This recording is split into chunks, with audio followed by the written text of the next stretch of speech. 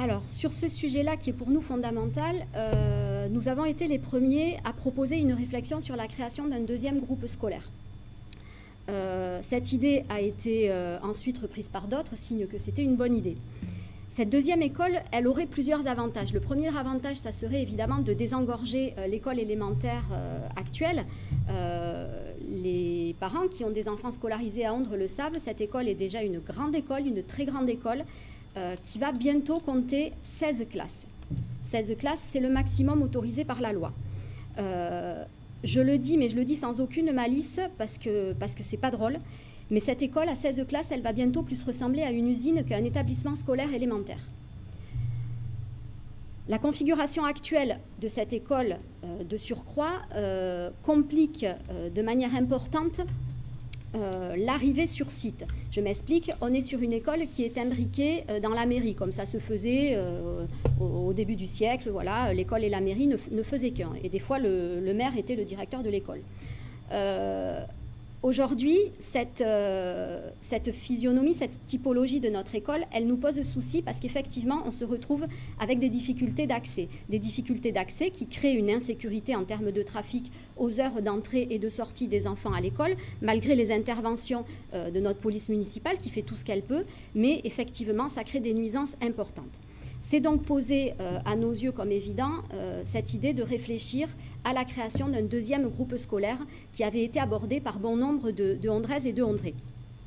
Ce projet, il se situerait évidemment idéalement côté ouest de la D810, c'est-à-dire côté plage, puisque du coup il aurait le double avantage d'abord de désengorger l'école actuelle et ensuite d'éviter les flux de circulation parasites le matin quand les parents viennent déposer leurs enfants de ce côté-ci de la D810, puisque même s'ils travaillent sur Bayonne, ils pourraient repartir via la route des Pins d'Ondres et Tarnos.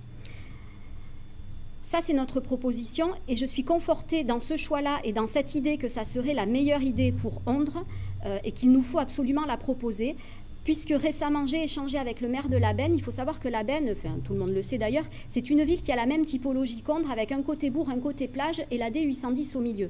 Et le maire de La Benne me disait sa satisfaction et surtout celle des parents et des enfants depuis la réalisation de l'école côté plage et la sécurité, la quiétude qui avait été retrouvée et la qualité d'apprentissage optimale enfin retrouvée aussi pour les enfants. Donc j'ai envie de dire, soyons humbles, inspirons-nous de ce qui marche et nous proposerons de lancer cette réflexion.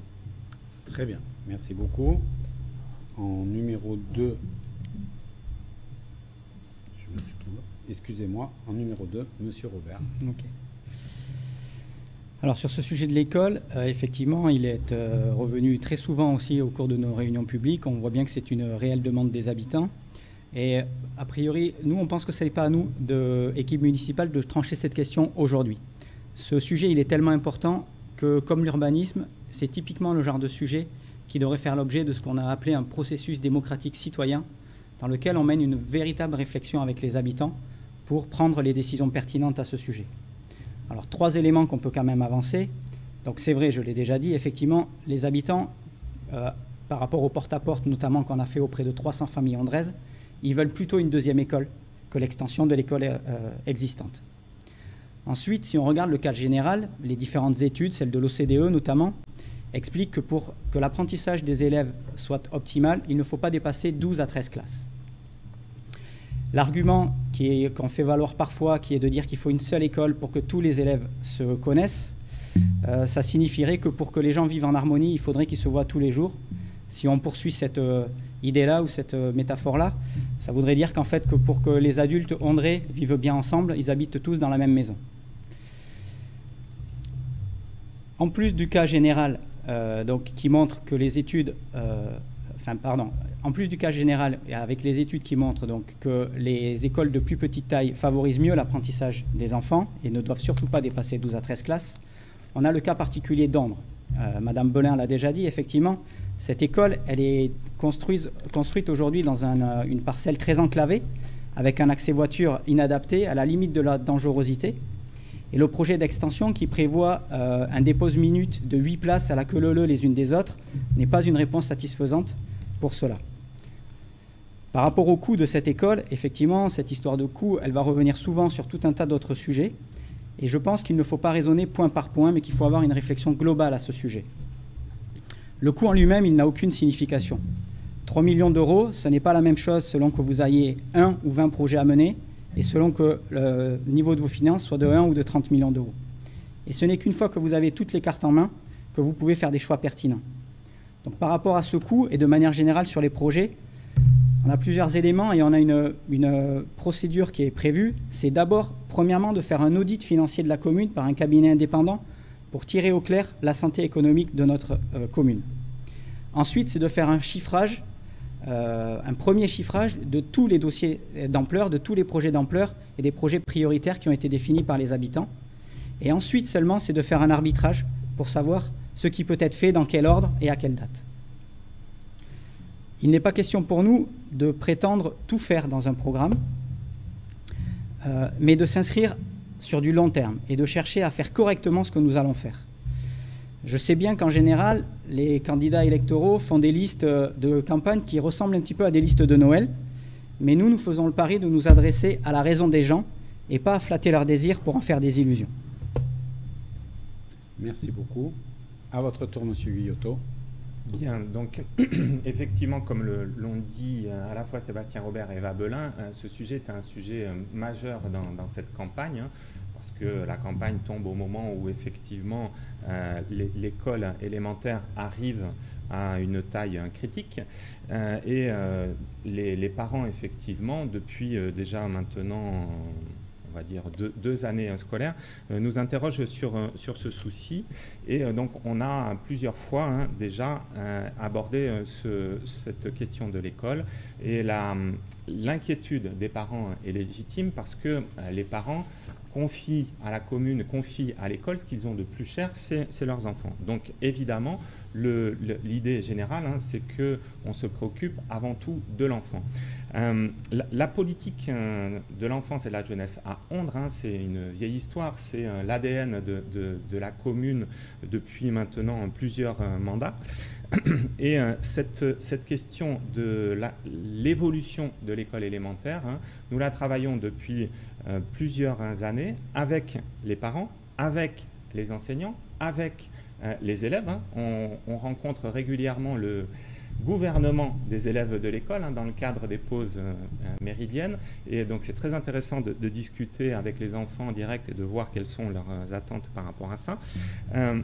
Et ce qui est intéressant dans toutes ces concertations, c'est cette volonté de se préoccuper de l'enfant en premier.